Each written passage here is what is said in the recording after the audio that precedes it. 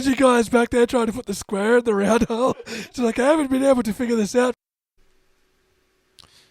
Hello out there in Internet Land.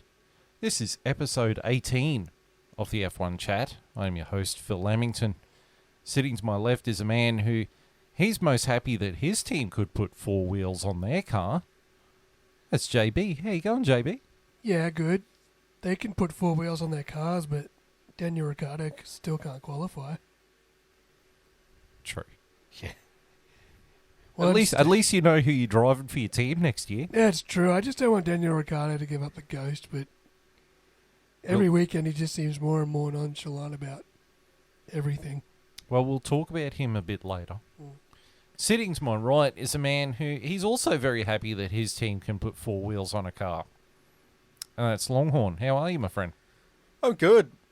The only disappointment is that we have to put four wheels onto the car that Latifi drives, but other than that, we can at least get them on there. He tries his best to take one off every now and then. He tries really hard. I think that might be his problem. He tries. Yeah. He just doesn't He tries do. very hard, yes. It should be do or Yes. do not. There is no try. Yes, our Nicholas tries very hard, yes. Right, so we just watched the, I nearly said the Belgian F1, the Dutch F1, which was race 15. It was a race of two halves, really. Yeah. It really was. Ignore the first half, watch the second half. I mean, it started off well, then it got procedural, then It got very procedural. and then it was kind of like he got infected with COVID and everything went nuts. Yeah. Yeah, a lot of strategy battles. Chaos ensued. I love the start of the race, and they're just like, oh, no one's on the hard tyres. I wonder why. And then, like, halfway through the race, Fernando Alonso figures out that the hard tyre is the best race tyre. And everyone's like, wait a minute, we should put the hards on. And then everyone puts the hards on, and then chaos ensues. Safety cars and Yuki the Tsunoda. Yuki Tsunoda and Valtteri Bottas, and then Right after the Yuki train. Yeah. going after days on a Yuki train. Na na na na na na na na na na. But it's like it's like an anime intro.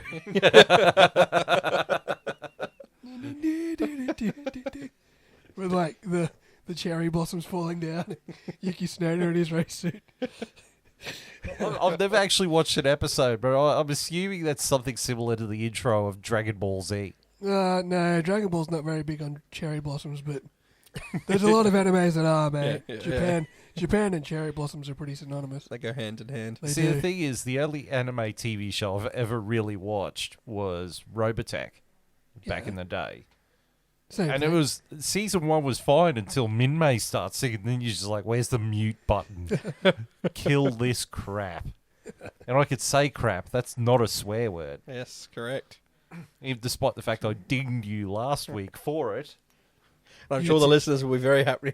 We took It away all the glassware. It wasn't your that hands. loud. It wasn't that loud listening to it back, but Listening it in my ears. listening to me in my headphones was like ear piercing.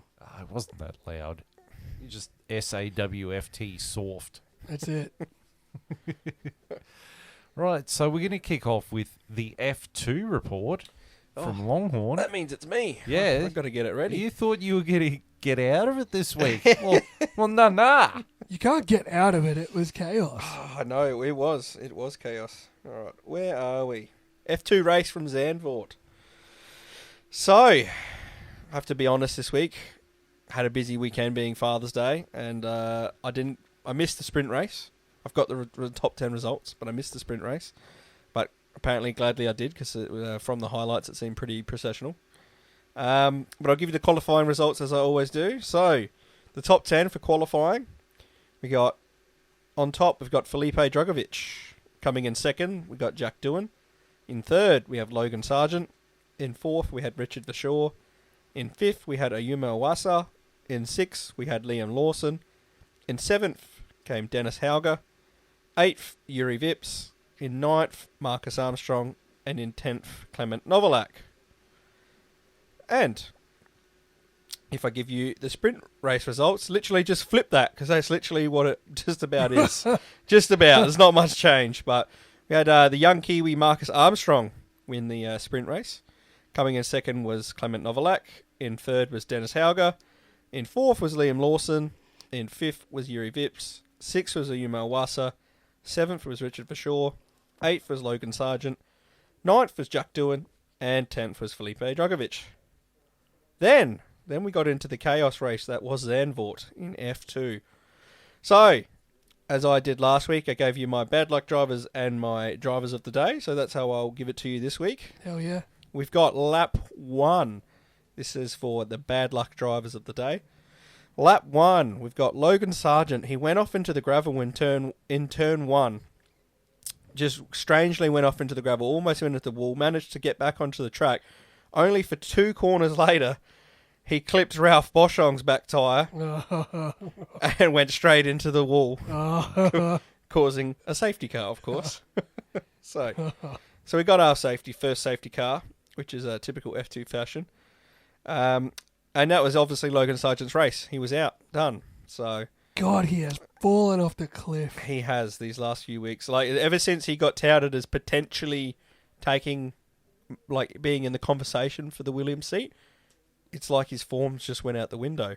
But You got cold feet. yeah, Pressure got to him. yeah. Our next bad luck driver, we've got on lap 8, we've got Jahan Jaluva, who went off into the gravel. He was racing inside the top 10. He managed to recover, but that was his race done pretty much by the time he got back to the grid. He was back at the grid, and tough challenge from there. Our next bad luck driver, he wasn't coming in the top 10, but bad luck. On lap 17, we've got Marino Sato. He come out of the pits, and he went into the wall at turn 2 as the pit crew didn't attach the front left tyre properly. So, a bit of bad luck there. Caused another safety car, of course. And this is where the chaos properly ensued, and unfortunate for our next bad luck driver of the day. Lap 22, on the restart, so Liam Lawson was leading, and he did that thing which was probably smart for this track, being the long the long straight that you have to restart on. He slowed it right down, literally to the line, so he banked all the cars up for as long as he could. And during that, chaos ensued, and someone took off when they shouldn't have, which meant the rest of the grid did, and we just got accidents for days. Concertina effect. Yeah. We got a Magello. Yeah. Oof. And unfortunately, young Aussie Jack Doohan, who was racing in second and actually was racing for the win, he was racing really, really well, he got took out by... Who took him out? Novalak? I'm not sure. Someone went up him. Someone went up the back of Jack Doohan, which basically ended his race. He was out. And on the same restart at the same time, Novalak also collided with Tatiana Calderon, taking them both out. So 4 cars, literally, on the restart were out before they crossed the line, and we had to get another safety car. It's just chaos. It's just chaos. So that was unfortunate for Jack Doohan, because he was right up there. And then our bad drivers of the day. So our drivers of the day, I've got Richard Verschoor getting a podium in his home race. Good on Managed to him. finish second, so good for him. And our only other driver today was more bad luck for drivers today than it was really good drivers. Huh. But I just gave it to Felipe Dragovic just for leading from start to finish and managing to avoid all the chaos. And took another win and pretty much has cemented his championship tilt this season. I think he's 8 points away. Yeah. I think he's eight more points than his champion.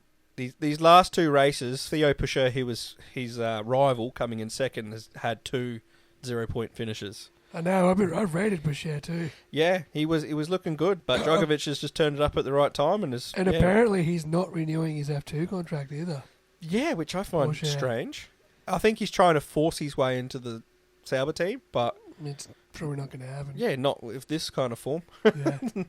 You want to be winning F2, I suppose, if you want to be putting your hand up, because this season in F2 there doesn't really seem to be any potential drivers you want to see on the grid. No one's really screaming, pick me, you know?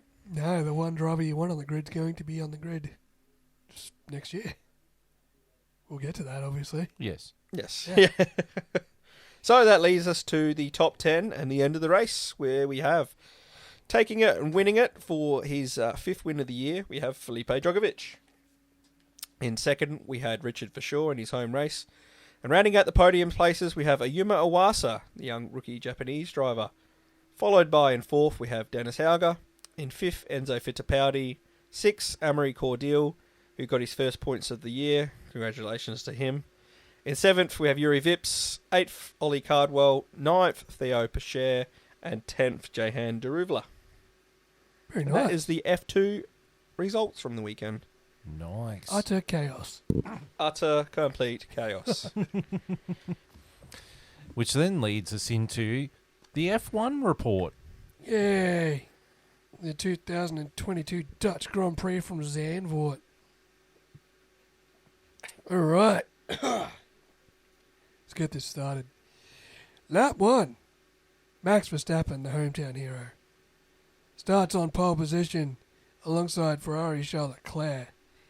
Max holds Charles off at the start, barely, and Sainz and Hamilton touch slightly into turn 1, and Lando Norris jumps up to 6th place off the start.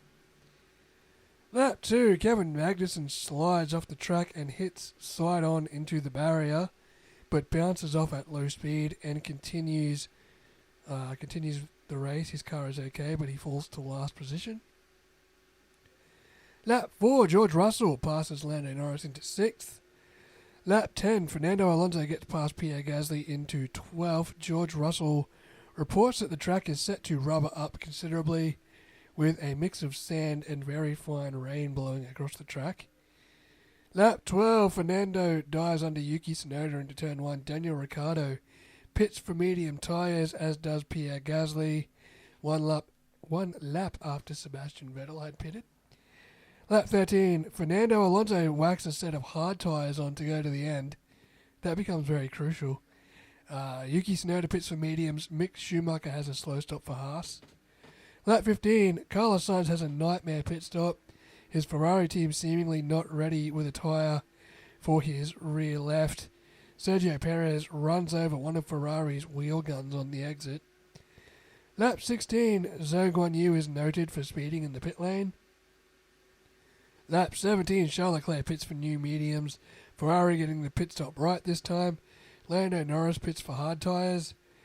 Lap 18, Max Verstappen pits from the lead of the race, putting on a fresh set of mediums. Ocon pits for a set of hards. The strategy seemingly split between the teams as to whether to run mediums or hards on the second stint. Lap 20, Carlos Sainz gets past Alex Albon into 6th. Seb Vettel and Valtteri Bottas make light contact into turn 1. Lap 28, Max Verstappen gets past George Russell into 2nd, sweeping around the outside of turn 1 and giving the Merc no chance to defend. Lap 29, Daniel Ricciardo comes in for a second stop, a set of hard tyres in the hope that the medium and soft tyre runners in front of him suffer bad degradation. They don't. They absolutely don't. Lap 30, Lewis Hamilton pits from the lead of the race for a set of hard compound tyres. Lap 32, George Russell pits for a set of hard tyres. The consensus choice now across all the teams. Lap 34, Mick Schumacher and Valtteri Bottas nearly have a big stack into turn 1. Lap 36, Lewis Hamilton goes for a move on Sergio Perez. Perez locking up mid-corner and pushing Lewis wide. Lap 37, Lewis Hamilton gets around Sergio Perez into turn 1. But both drivers run up onto the back of a freshly pitted Sebastian Vettel, who holds up Lewis almost enough to let Sergio through, but both cars hold station. Lap 39, George Russell gets past Sergio Perez a lot easier than Lewis did, around the outside of turn 1. Lap 40, Max Verstappen complaining about the medium tyre, saying that it doesn't feel spectacular. Lap 41, Sergio Perez pits for a set of hard tyres. Sebastian Vettel is under investigation for ignoring blue flags. Lap 44, Sergio Perez gets past Lando Norris into 5th. Yuki Tsunoda is pulled over to the side of the track, with Yuki exclaiming the tyres aren't fitted, but Tsunoda is able to continue after AlphaTauri tell him that they are fitted. Lap 46, Charles Leclerc stops for hard tyres, rejoining in 4th. Yuki Tsunoda pits for soft tyres, and AlphaTauri check his seatbelts during the stop. They send him back out, but Yuki is adamant something is broken on the car. Lap 48, VSC is deployed. Lando Norris pits for soft tyres. Max Verstappen pits for hard tyres. Lewis Hamilton and George Russell pit for medium tyres on a double stack. Lap 53, Sebastian Vettel is given a 5-second time penalty for ignoring blue flags. Lap 54, Fernando Alonso tries a move on Lando Norris. Lando squeezes him wide to hold his position in turn 1. Lap 55, Valtteri Bottas' Alfa Romeo dies on the front straight. Carlos Sainz makes a move on Esteban Ocon, but most likely under yellow flags, so he has to give the place back while the safety car is deployed. Although I think that was resolved and he was found to be ahead. Lap 57, Max Verstappen pits for soft tyres. Lewis Hamilton and George Russell stay out and take the lead of the race, 1 and 2 on their medium tyres. Lap 58, George Russell stops for soft tyres, his call, and Carlos Sainz is unsafely sent into the path of an Alpine in the pit lane. Lap 61, Max Verstappen retakes the lead of the Dutch Grand Prix off the restart with a massive toe down the front straight on Lewis Hamilton, sweeping around turn 1. Lap 62, Carlos Sainz does a carbon copy move on Max's teammate Sergio Perez through turn 1. Lap 64, Lewis Hamilton exploded his team for a questionable strategy that cost him the win. George Russell passes Lewis with some difficulty, Lewis giving a late weave that nearly sees the Mercedes crash into each other. Lap 66, Charles Leclerc blasts past Lewis Hamilton and knocks him off the podium. Lap 69, Carlos Sainz is given a 5-second time penalty for an unsafe release. The now bunched field is going to drop him multiple places. Lap 70, Sergio Perez tries a move on Sainz, but dips into the gravel at turn 1, losing momentum. And finally, lap 72, Max Verstappen wins the Dutch Grand Prix from Mercedes' George Russell and Ferrari's Charles Leclerc. Max Verstappen gets fastest lap and driver of the day. And Lewis Hamilton comes in 4th. Sergio Perez comes in 5th. In 6th is Fernando Alonso in the Alpine. 7th is Lando Norris in the McLaren. 8th is Carlos Sainz in the Ferrari after his time penalty. 9th is Esteban Ocon in the Alpine. And coming in 10th is Lance Stroll in the Aston Martin. Whew. That race really was a race of two halves, though. It got pretty chaotic with the safety cars. Yeah, but of all the action that's happened off track, like everything in the last week or last month or so has been, or the last 2 months, has been about the Piastri, McLaren, Alpine saga. Yeah. The driver carousel. Everything on track seems to be how much can Ferrari botch stuff. It's every week at this point. It's atrocious. It's Every getting- race. I got the sense from when they interviewed Matteo Binotto shortly after the botched pit stop with Carlos Sainz.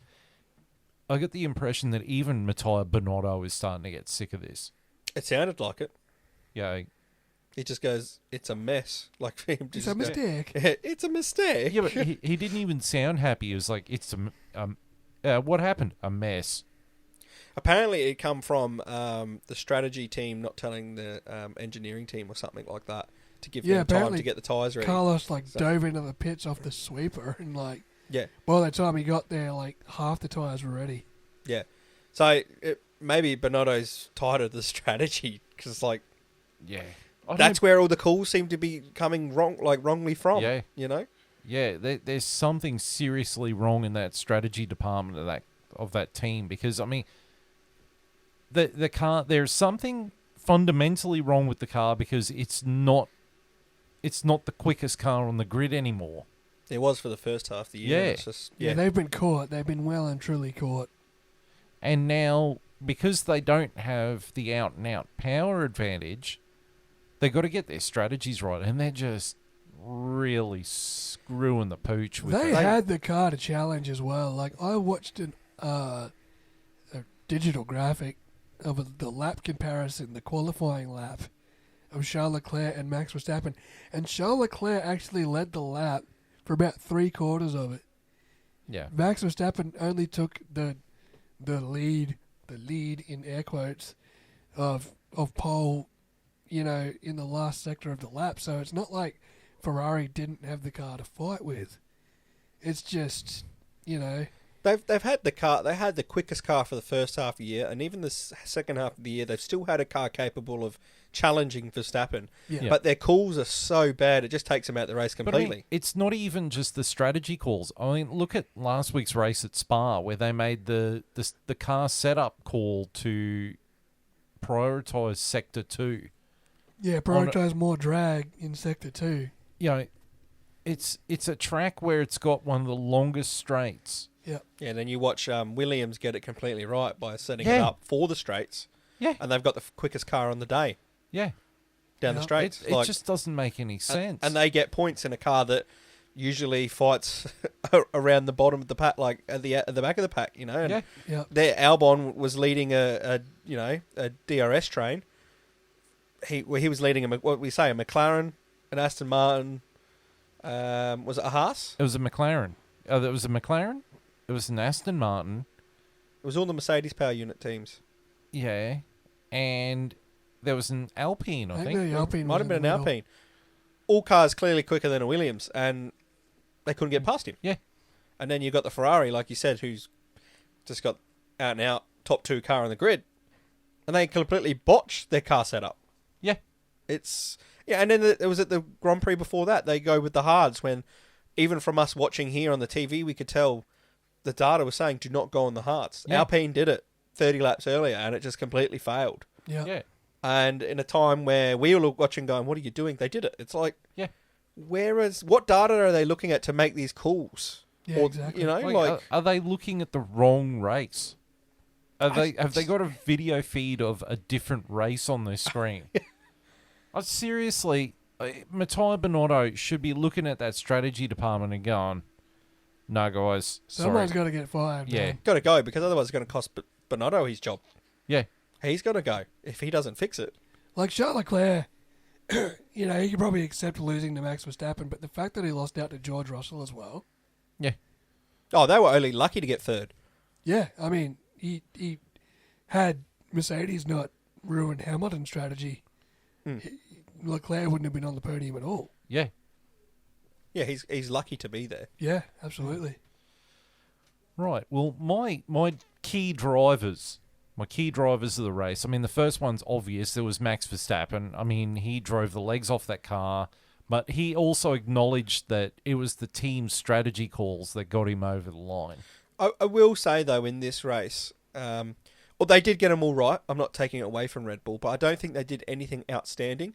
I think they more just got it right, in a sense. Yeah. They've got a car that can be there, and as long as you get it right, you're going to be there.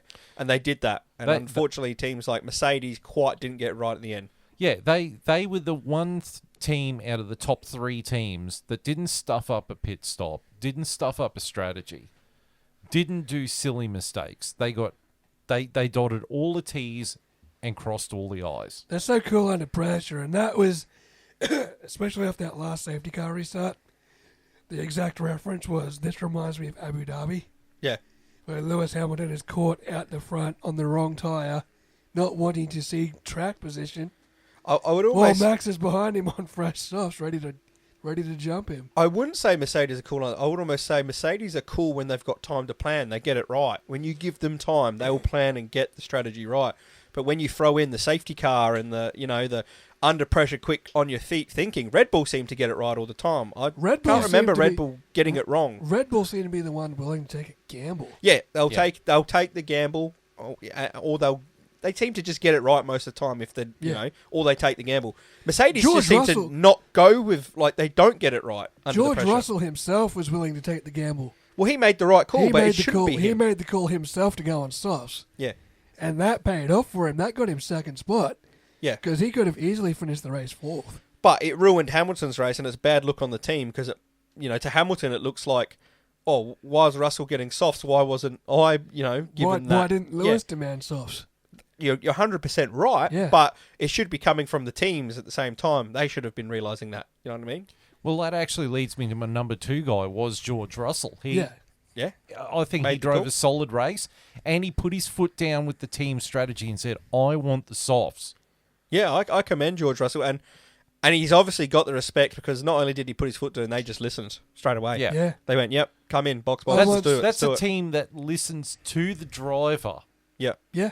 as opposed to Ferrari that doesn't listen to the driver, that listens to a strategy department that are handcuffing themselves. Well, what Ferrari does is they ask the driver random questions that the driver's like, what?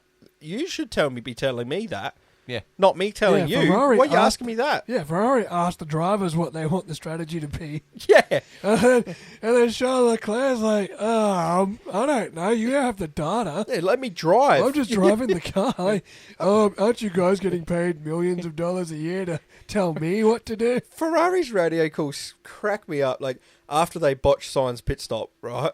It couldn't have been more Q circus music. You know, they leave the rattle gun out for Perez to run over, and they forget a tyre.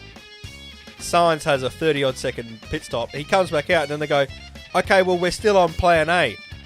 What do you mean you're still on the same plan? Was your plan to have a 30-second pit stop? Yeah, did you what? accommodate that into your plan? Yeah. Yes, Like, yes, we did. How are you not looking at, like, we might have to change here because that's clearly disrupted our race with whatever we were going on? How do you still be like, yeah, nah, we're still going with what we were doing before? Like, So, what? It kind of reminds me, I'll just stepping aside here a little bit. There was an old comedy show back in the day called Full Frontal. Do you guys remember that show? I do. And there was also a show on Channel 7 around that time called Gladiators. Remember that show? Yes. Mm-hmm. And the female host of Gladiators was apparently a real ditz. And they took the parody, they took the Mickey out of her on Full Frontal. But she was, like, one of the contestants would get battered to beyond whatever. And then she'd go up to him and go, You got your ass handed to you. Was that your plan? That just reminds me of Ferrari so much right now. Matthias, you had a 30-second pit stop and put him on the wrong tyres anyway. Was that your plan? It's a mistake. It was a mistake. But I will give credit to my number 3 driver, which was Charles Leclerc. Like, he, despite all the chaos that his team is doing, and Despite driving for Ferrari. you know, I was even thinking about this at lunch. I was just sitting there thinking, I'm amazed they put the right amount of fuel in his car. I'm surprised they haven't got that wrong yet this year. I'm amazed that they connect the gearbox up to the engine. Like, I'm amazed they put the car together properly when it comes out the truck. This is like, he's a mistake. It's like the Simpsons scene where Homer's building the barbecue. Yeah. That's a mighty fine looking Formula One car. Why doesn't mine look like that? He's a mistake. like, they open up the box thinking the Formula One car is in there. And it's a Fiat. It's an Alfa Romeo. It's a Dino. It's a Dino. Dino. It's a Mercedes. Look, what we're trying to say is, despite the fact that he's always under pressure, being a Ferrari driver, and not just from the country of Italy, it's actually from everything about driving for that team. You know, the strategy guys ask you the questions. The weather guy asks you the questions. You also have to be your own team principal. It's like captain coaching a football team. It's like, all right, so you're also, it's like career mode in F1, where you're like the driver manager. Yeah. That's you. It's like, all right, when you get out of the car, can you go sort the finances and make sure the weather center gets updated? Can you go, like, you know, finish driving and then go manufacture some new parts for the car? We can't do it. I'm kind of waiting for them to have a cockpit shot of one of the Ferrari cars, and for it to have this is showing my age a little bit here, but in Windows they used to have, like, the paper clip that would come up in the corner and want to help you. Yeah. It looks like you're trying to win the race. Need some help? It looks like you don't know what strategy to go on. Honestly, We're going to Jeff- plan G. Yeah, may I suggest plan F? Jeff from the F1 game has got better strategies than Ferrari. And I bet Charles Leclerc is sitting there going, oh my God, I've signed with these guys until 2026. What have Oh, I yeah. done? Charles Leclerc has bought everyone in Ferrari a copy of F1 Manager. Like, can you go figure out a strategy? To be fair, I played that game and I cost Daniel and Lando top 10 spots trying to get tyre calls right, so I do sympathise with them a little bit. Yeah, but I sent them out on soft tyres. It's still raining. honestly, he should be buying the strategy department, the strategy guide for dummies book. You They might should just buy the battleship and start from the start. sounds like you might be right for Ferrari, Johnny. You should send your resume in. Yeah, you can't do any worse. Your current F122 manager. Yeah. Can you career. speak Italian? Grazie. Can I get the You're title? hired. Can I get that's literally all they look for? Hey, can you speak Italian? Grazie. Okay, you're in. Si. Dominic Di Cocco. Lasagna. Lamborghini. Yes. Now please make the strategy calls for a world class Ferrari team. Walks into the strategy room. It's just baboons. It's just crayons. It's like those like toddler games with like the blocks, and you got to put the block in the right shape. Put triangle the and strategy square. guy's back there trying to put the square in the round hole. It's like I haven't been able to figure this out for. This explains so much. my first strategy set is like an abacus. For ages 3 and up. My first strategy set from Ferrari. Made in Italy. Brilliant. Grazie. It's got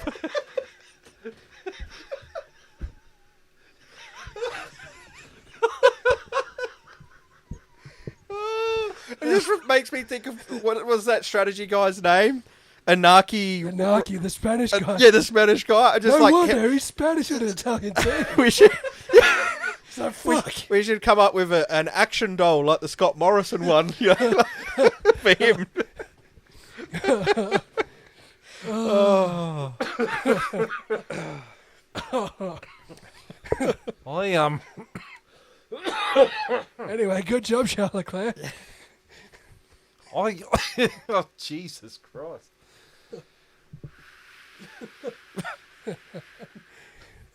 I saw a video on the Discovery Channel of a monkey that was wanking a banana. Honestly, that's the strategy department at Ferrari. What's this? It's not working the same as my one. Oh, Jesus Christ. Right, moving on. Good drive, Charles. Good job, Charles. Good podium, mate. Which then leads my next driver, Carlos.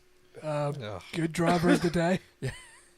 Oh, man, if someone could have so much bad luck in one day, it was Carlos. Well, I've never seen a race just unravel. And The way all he he could did. say after the pit stop was, oh my God. Yeah, it summed it up, didn't it? It just summed it up. Like, and they couldn't even reply to him. They were just like, Yeah, he's- it's a mess. yeah. Poor guy. Like, he drove his heart out, and the whole team just let him down. You know what? After all the shit, he was still fifth gunning. He was still gunning Lewis down, or Sergio down, I think, at the end. Yep. Like after all the crap he'd been through, if you took away that, He if got past Sergio. you took away that 5-second penalty, he's like top 5 still. Yeah, he was. After yeah. everything, Yeah. after everything. So you know he crossed the line fifth, crossed the line. but then the fifth. penalty pushed him back to eighth. Yeah, like, you know, so through fire and brimstone, man. Yeah. And then the final driver was Sir Lewis.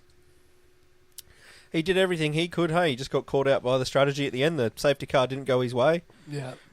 It hurt him. I think, you know, Mercedes actually did really well today when it comes to strategy. They Yeah, you nailed it. They got it completely right to give him a chance to win this race, you know.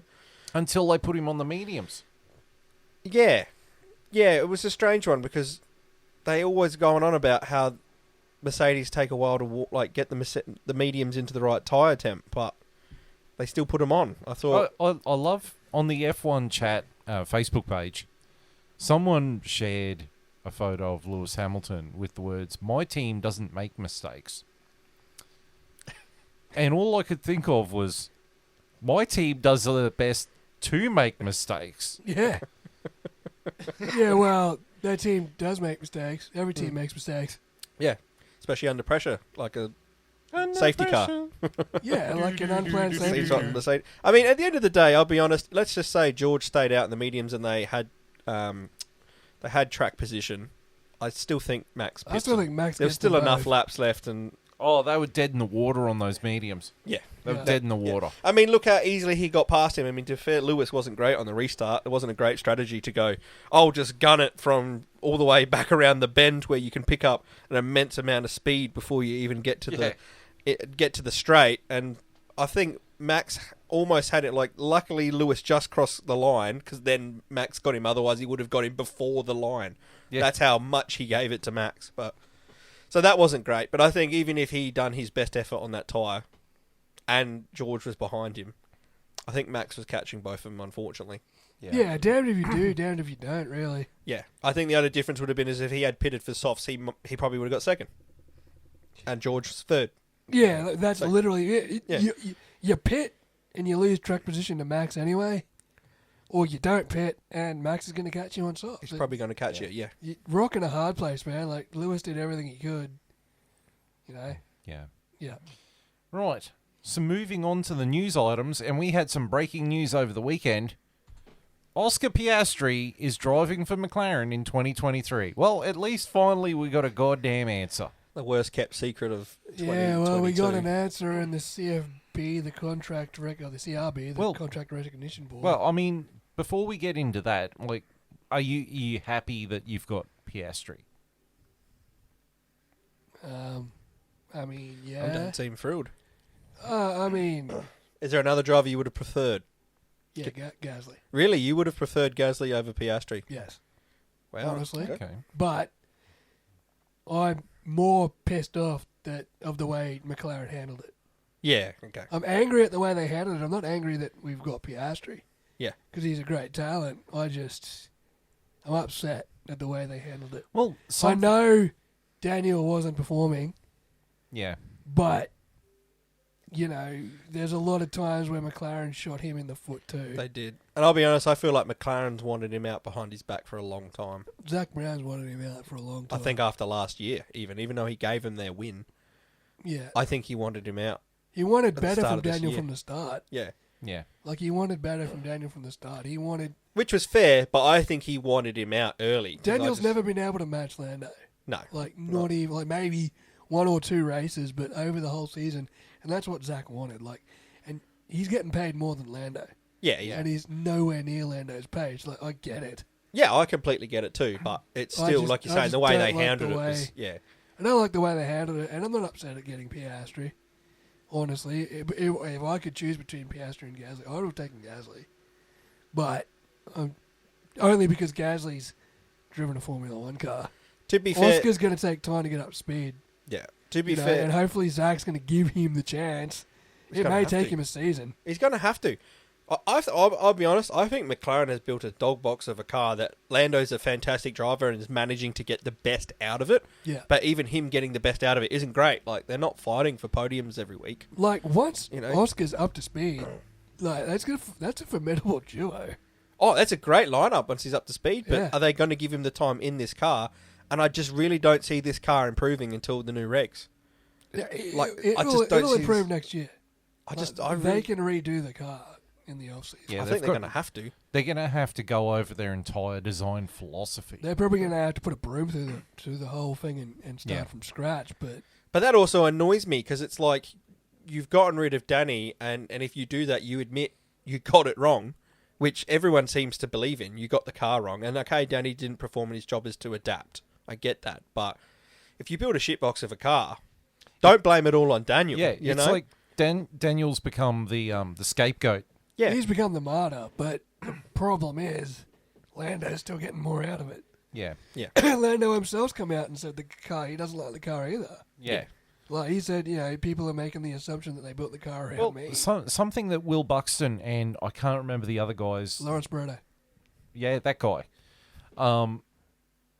They were talking about it, I think, post or pre-qualifying.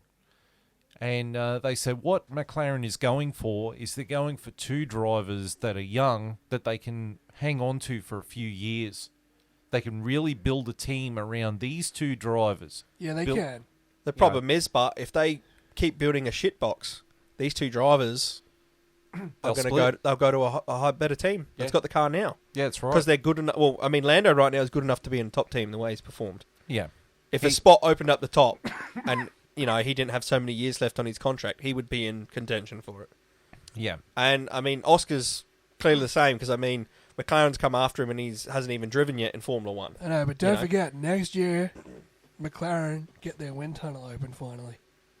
So they can actually start making some proper games. So what happens to the blower vac guy that they used to have? That the just guy blow over the car. The blower vac guy. He's got to go back outside. With his DeWalt blower vac. What happens to him? He gets to go outside to the footpath where he belongs. It's like, get away from the car now. We've got an actual machine. All right. Well, what I've got here, this will be for the YouTube guys to see this, is the actual timeline of what the hell happened with this entire fiasco. So on June 29th, McLaren chief Zach Brown tells Fox Sports Daniel Ricciardo will see how it is contract. July 4th, which is the day after Silverstone, McLaren secretly signs Oscar Piastri. Apparently it was only a reserve contract as well. Yeah. When? So that's the strange thing about that is the whole chat was Oscar went there to get a seat, but McLaren actually only signed him as a reserve, which he already had at Alpine. A reserve, but to get the seat in 2024. Yes. Which means they weren't going to re-sign Ricciardo anyway. Yes. July 24th, team boss Andreas Seidel publicly commits to Ricciardo. And then a week later, on July 31st, Ricciardo told by McLaren he is no longer wanted. August the 3rd, Alpine claim Piastri has signed for 2023. Which then leads to Piastri going on social media and saying, no, I'm not. August 25th, Ricciardo's McLaren contract is terminated for the end of the season. And then September the 2nd, McLaren announced Piastri signing after FIA's contract validation. When you spell it all out like that, my original thought on this whole thing was Piastri wanted a seat. Alpine weren't guaranteeing that seat. They were prioritising Fernando Alonso. And they had till July 31st to get him a seat in F1 for 2023, or he had the right to shop around. So my view on it was like, oh, of course he's going to go shop around, and McLaren's obviously gone to him. We'll give you 2023 because we're going to push. They had to have behind closed door telling him we're pushing Ricciardo out. It might not have been in the contract, but Zach must have been telling them, yeah, we'll sign you as reserve, but trust me, wink, wink, we're getting rid of Ricciardo. Because if we can get rid of Ricciardo, we'll try our best and get you in that car in 2023. Because with this, what if Ricciardo said, no, I'm staying, and then Piastri was on the sideline again until 2024? There's no advantage him to jumping, and in my eyes, Alpine's the better car right now. Yeah, it is. Yeah. So it's kind of strange. Like, why did he want to leave? Was it just because they were prioritising other drivers and he's done everything he can in his power to get the seat? Or further to it, though, July 4th is the date that McLaren signed Oscar Piastri, but Piastri's contract at Alpine didn't expire until July 31st. Well, here's where the waters get very murky, is that Alpine apparently were going to try and dump him into the Williams seat. For 3 years, yeah. They wanted to do a George Russell with Oscar Piastri. He wasn't thrilled about going to Williams. And he he was at Alpine as a test driver and a reserve driver. But he signed with McLaren, and he told Otmar Zafnauer and Laurent Rossi, because they were more focused on signing Fernando Alonso. And apparently Laurent Rossi, who's like the head of Alpine, like the brand, was more or less playing contract chicken with Fernando Alonso, trying to sign him up for another year. And Fernando Alonso kept avoiding it and avoiding it and avoiding it. Because he wanted a guaranteed multi-year. Yeah. And Laurent Rossi kept slapping down the same thing, going, no, this is what we're offering you. Piastri's sitting there going, well, you're going to dump me in Williams, or you're going to keep the old man in the car. Yeah. Yeah, I understand Piastri's reasons. I completely got it. The only thing I didn't get was that he signed a reserve contract for 2023. So it was like, he on paper, he had a better chance of getting in the Alpine, even though they weren't doing right by him and prioritising, etc., etc., etc. On paper, he signed the same deal for McLaren as he essentially had with Alpine. Hey, come be our reserve driver. They couldn't guarantee him a single... I mean, obviously it's worked out this way, so behind closed doors, Zach Brown must have been nudging, going, don't worry, I'm getting, like, we're going to pay Daniel out. We're going to force that hand. Yeah. But it's kind of strange that... It's weird, though, because Alpine was so focused on trying to, like, get Fernando Alonso to stay. But as soon as Seb retires, he left. Yeah. Like, So he obviously had why secret dealings behind closed doors, because that doesn't happen. Yeah. That doesn't happen out of nowhere Alpine either. was, like, so adamant that they were going to keep Fernando. But the second Seb announced his retirement, Fernando was at Aston Martin.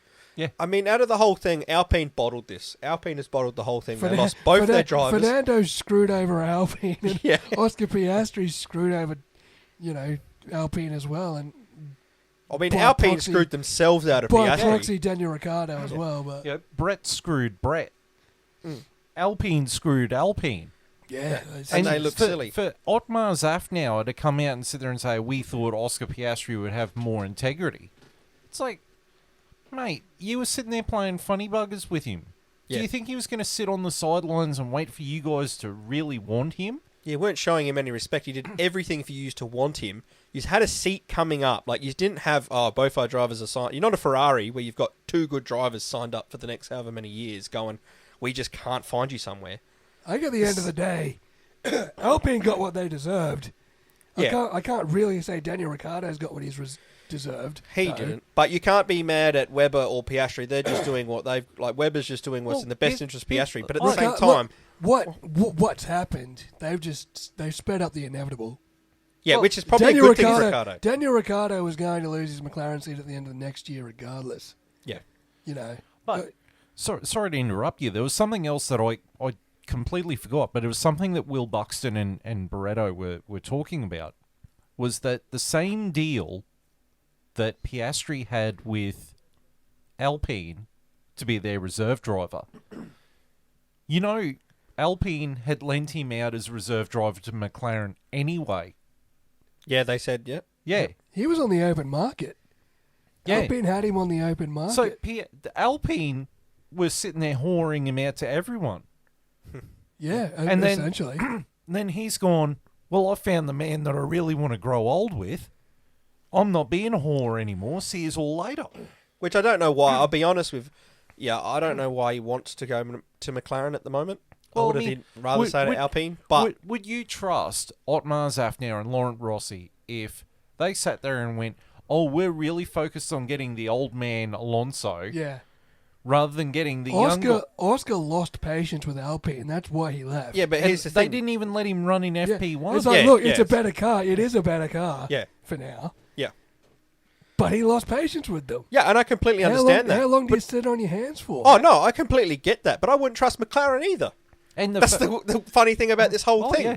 Like, and the fact that Piastri told them he had signed with McLaren. That's He the was going to McLaren. And then they turn around and announce and just act like he didn't say anything to us. Because they thought the contract was binding. But Which it clearly He wasn't. told them, I'm going to McLaren. I've signed with McLaren. And they all acted like, oh, yeah, you big kid are you. Yeah, they did, didn't they? like Christian Horner when Daniel Ricciardo said he was leaving for Renault. Yeah. It's like, no, you're not. Don't be idiots. Don't be stupid. Don't Be idiot. stupid. You like having an F1 career, don't you, Daniel?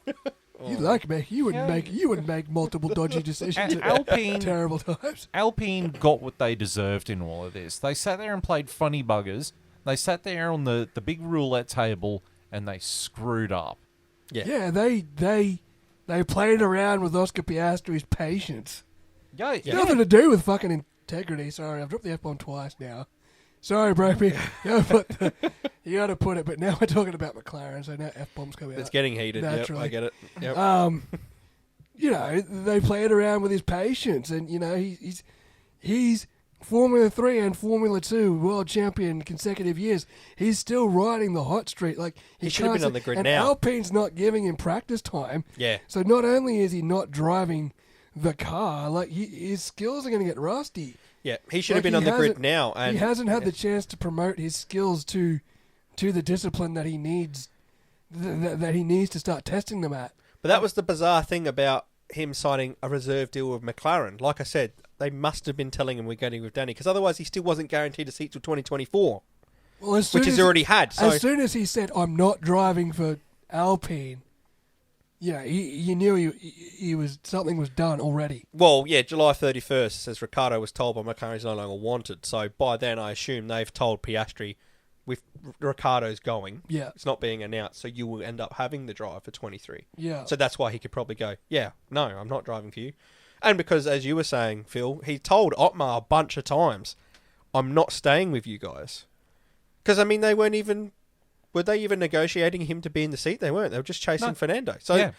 they completely bottled it themselves. I don't blame Piastri for leaving, but if I look at it just as a pure, like, what car I'd rather be in, I'd rather be in an Alpine. You'd But it rather makes be me in an wonder, Alpine. like, I mean, I guess this whole situation is an example why people don't really seem to And the want to be at problem Alpine. is though, when did Oscar Piastri learn that Fernando Alonso was leaving?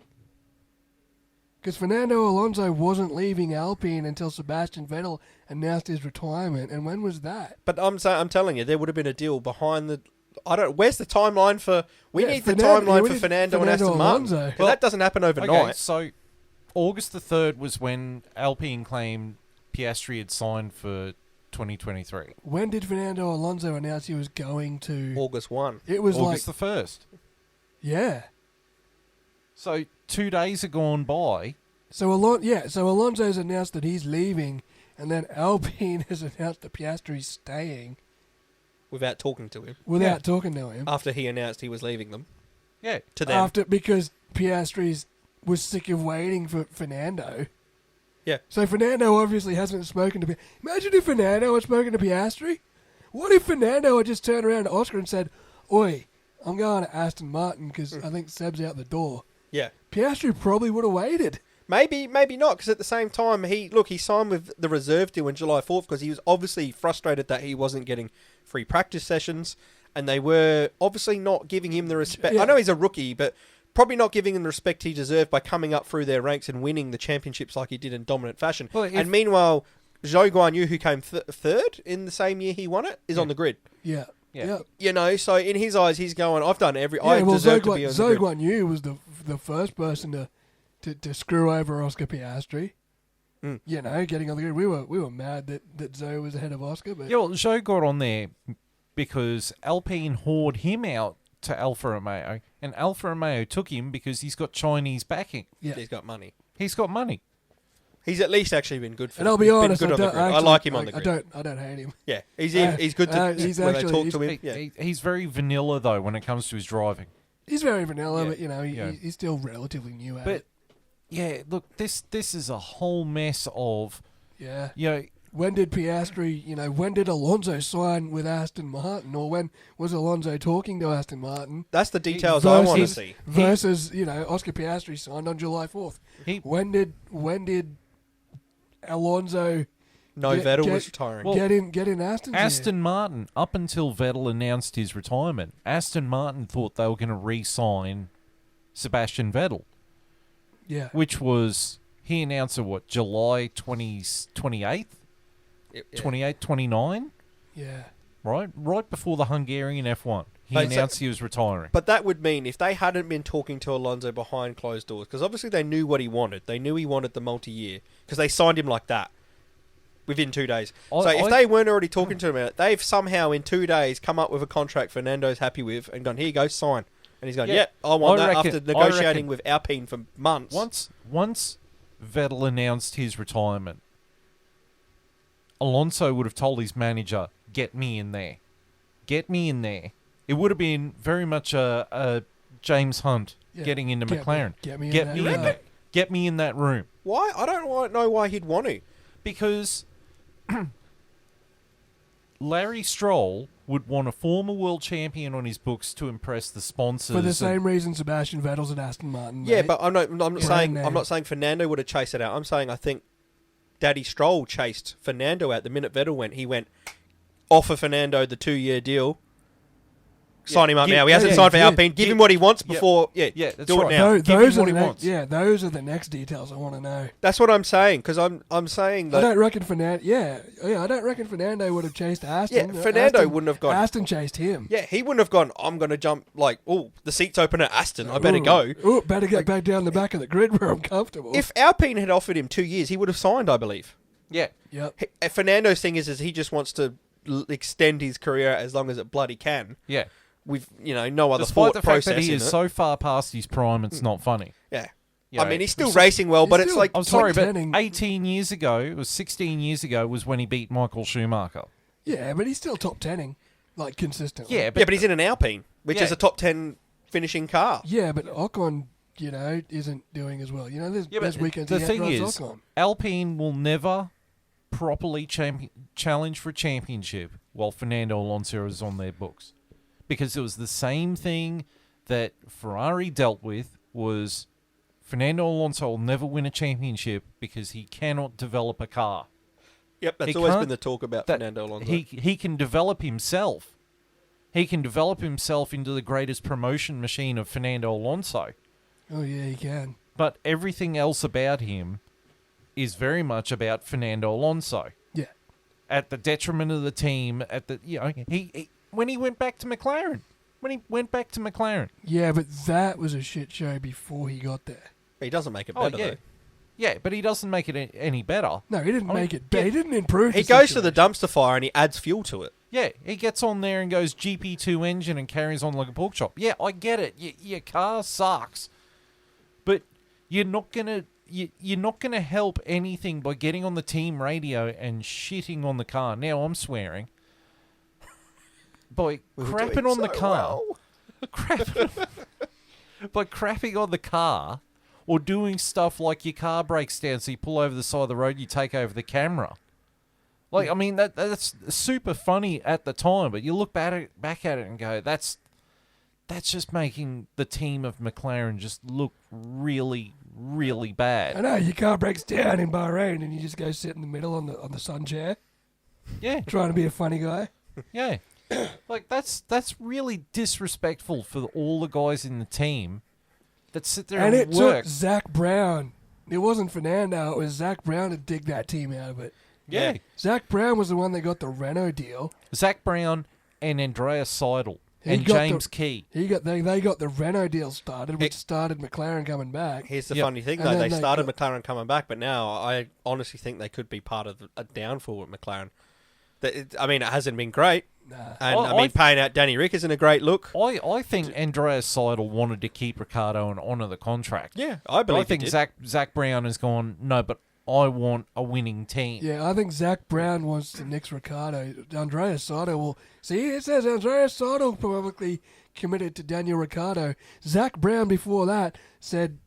What was he saying? There's way... There's the options the in the contract goes both ways. There's options for us Yeah. both ways or something. Yeah. Zach Brown never came out in support of Daniel Ricciardo. Not once. No, he wanted him gone for a long time. Yeah. Zach Brown got what he wanted. And Zach Brown showed his head. I get it. He's, the CEO. This is the kind of stuff CEOs do to help build, because it's about winning. Paying a lot But of on money. June 29th, he tells Fox Sports Dan Ricciardo will see out his contract. And then what's that? 5 days later, secretly signs Oscar Piastri. Yeah.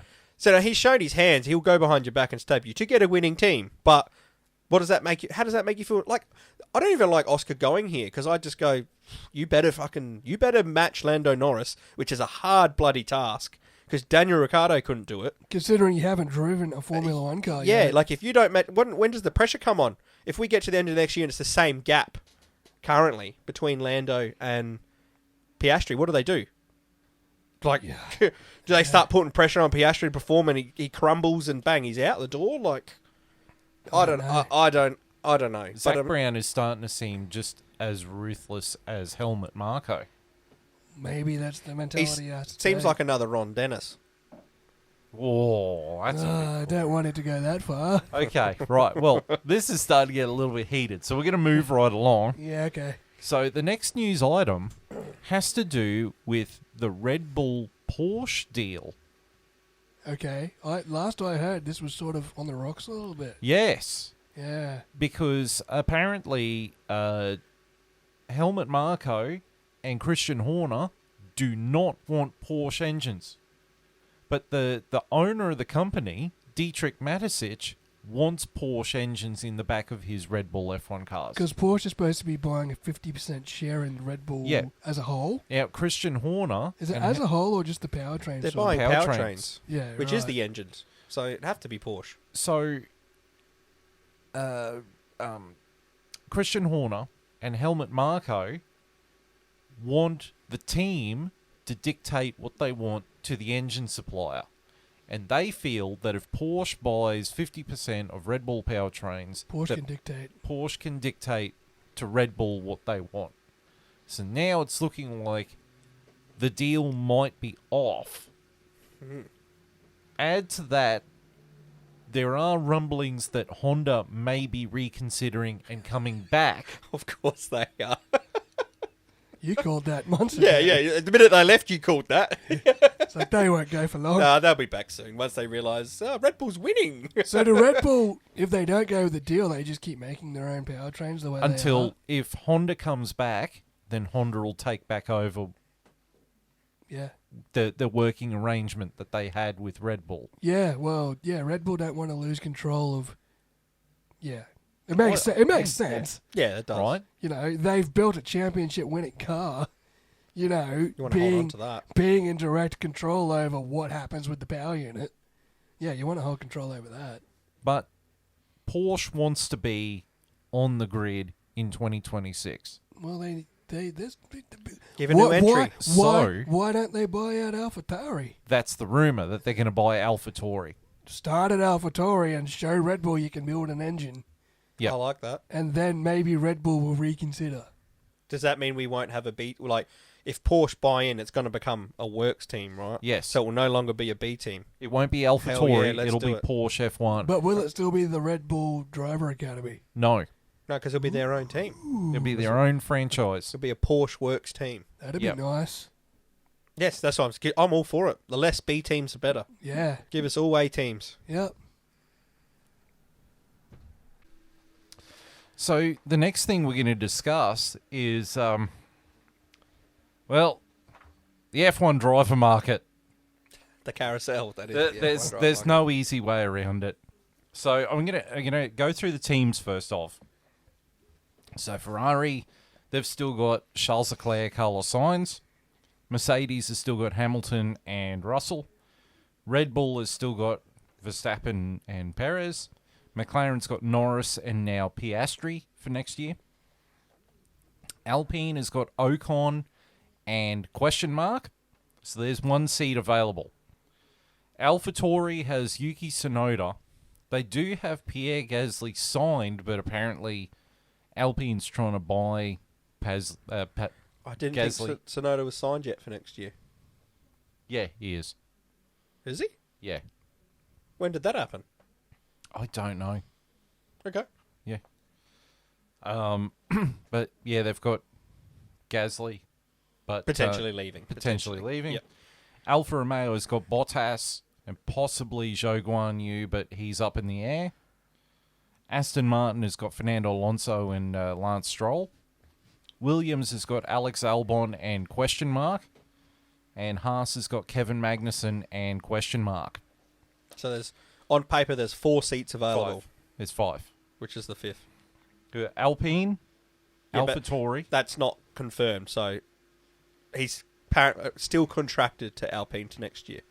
So actually just available as in no one signed would be 4. Is that right? Yeah. Yeah. Yeah. But I put a question mark with AlphaTauri because Gasly is so up in the air, it's not funny. Yeah. Yeah. Yeah. Now, here's the drivers that are available according to Will Buxton and Lawrence Beretta. Daniel Ricciardo, Pierre Gasly, Mick Schumacher, Zhou Guan Yu, Colton Herta, and Liam Lawson. And Logan Sargent. So that is 1, 2, 3, 4, 5, 6, 7 drivers. Technically, there's 5 seats available, including AlphaTauri. Yeah. So we're going to start with Daniel Ricciardo, and like feel free to jump in with this. But I sort of highlighted things about Daniel Ricciardo. Like he is a pricey driver. Like he was. He's not now. He won't be now. He was in his prime. But I think the thing that's hurting him is he is out of form. Yeah. He is an out of form driver. I It's know not- that it's not 2014 anymore. Yeah, Yeah. that's right. And he is not great if the car doesn't suit him. Well, I was just saying to JB when you went off the bathroom break, Phil, but, you know, when all this was going on with Piastri and Ricciardo, Alpine come out and said, you know, oh, the mechanics talk great of Ricciardo, you know, we would have him back. There's no love lost sort of thing. But then the talk is they're going after Gasly, who's a contracted driver, so they have to buy him out. And Ricciardo's obviously available and would be cheap because he's got a whole year paid by McLaren, so he wouldn't, and he's not in the market to command a big fee.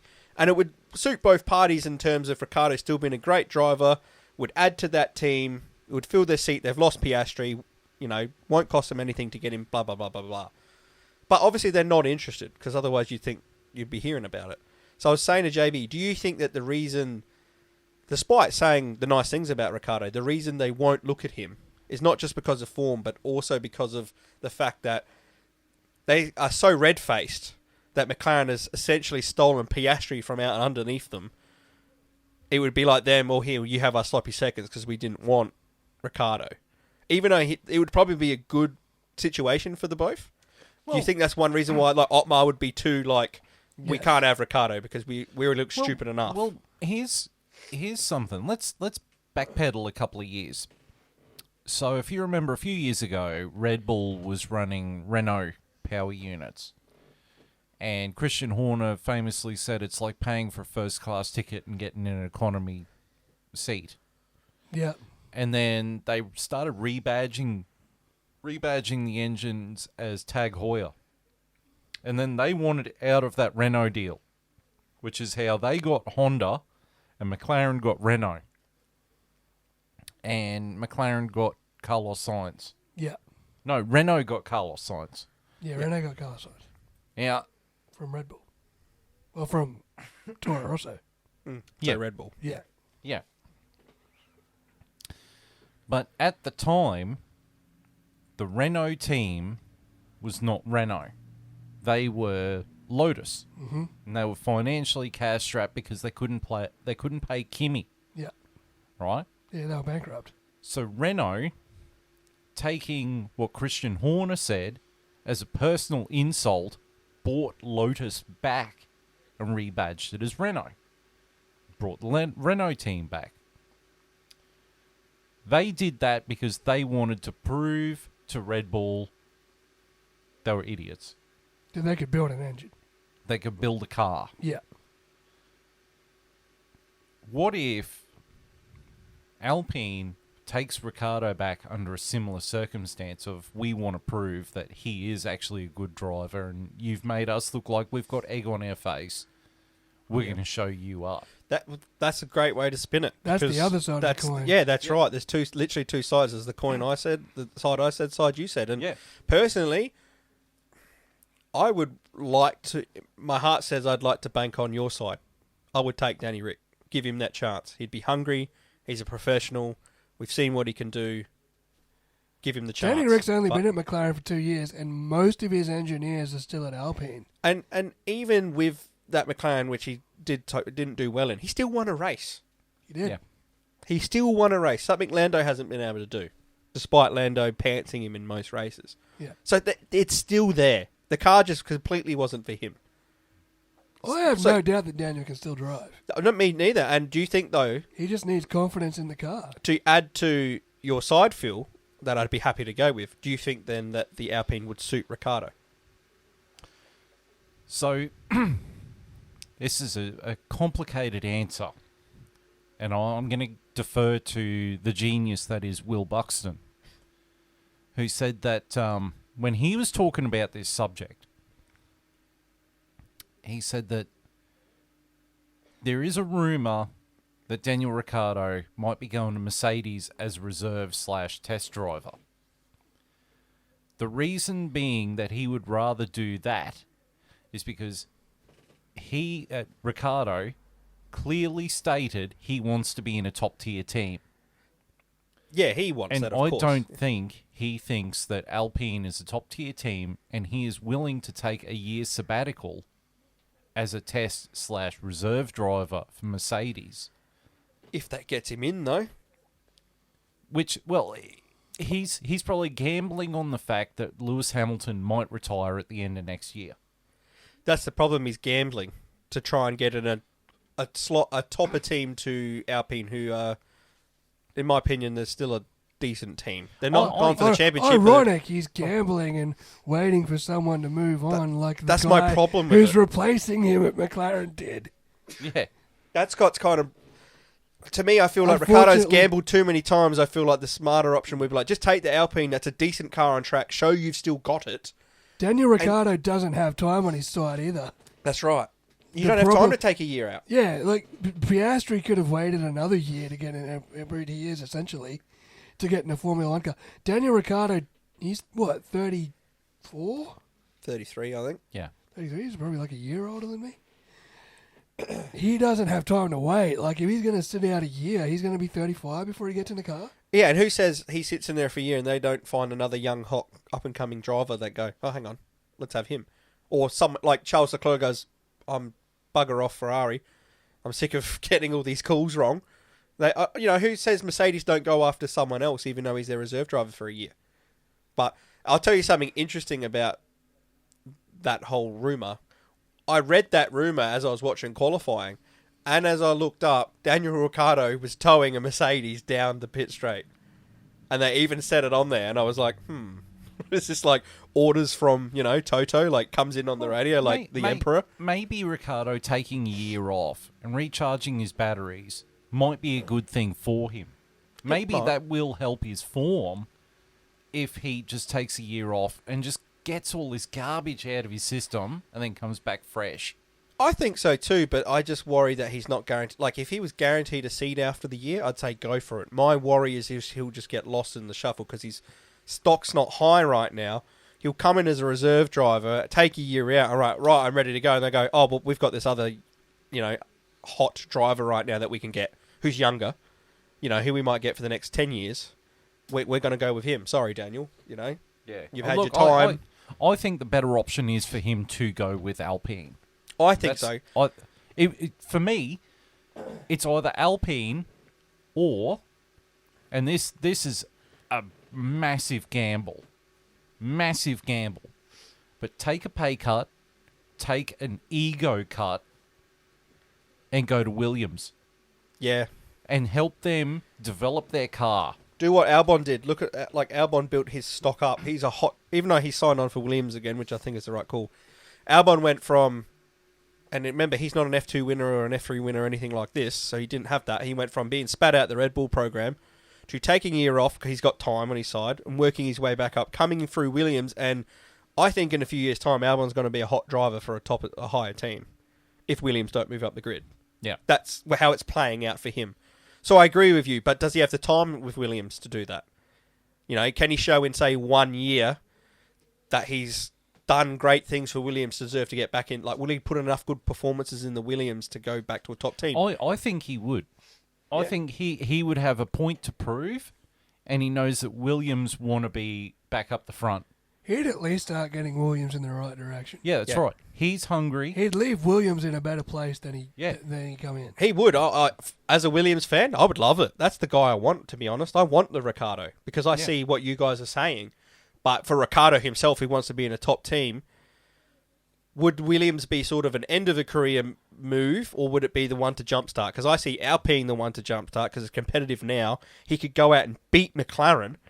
If he goes out and beats McLaren next year, beats Lando in the Alpine, it shows it's still Danny Rick, baby. But then, it's not the flip side of the coin is if you sign with Alpine, you can't trust them. Like, you don't know... You don't know what you're going to get. He doesn't need to, though. He just needs a year under his belt in a decent car to get his rebuild stock up. his stock. To get his stock up. He just needs to get his confidence back. Yeah, like if he went and did, like here's the like Mercedes seat, right, which he's gambling on if he went as reserve for Hamilton retire. He could still go do 1 year in Alpine, get his stock extremely high again.